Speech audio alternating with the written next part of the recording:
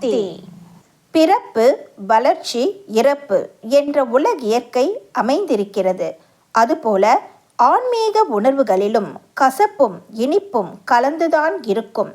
காற்றால் அசைவு ஏற்படுவது போல உள்ளத்தில் பெருகும் ஆசைகளால் ஆன்மா அலைகிறது, அன்பால் அசைகிறது. உடல் உறுப்புகளாலும் உணவு வகைகளாலும் உயிர்கள் தமக்குள் வேறுபடுகின்றன.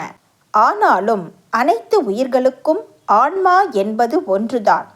ஆன்மீகத்தில் ஈடுபட்ட உடனேயே பலன் கிடைத்து விடாது.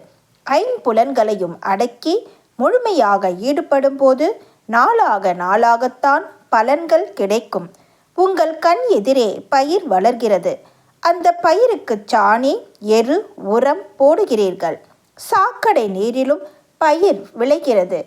அப்படி வளர்ந்த உணவு தானியத்தை சந்தைக்கு கொண்டு வந்து விற்கிறீர்கள். அந்த உணவு தானியத்தை வாங்கி உண்கிறீர்கள்.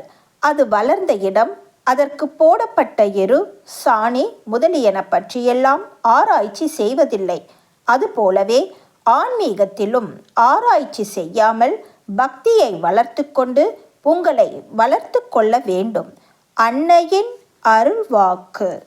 என்னுடைய அருள்வாக்கு என்ற பாத்திரத்தை பயன்படுத்தி எதிர்கால வாழ்வினை அமைத்து கொள்ள வேண்டும். எல்லோருக்கும் பகிர்ந்தளிக்க வேண்டும். அன்னையின் அருள்வாக்கு. Please share and subscribe. ஓம் சக்தி.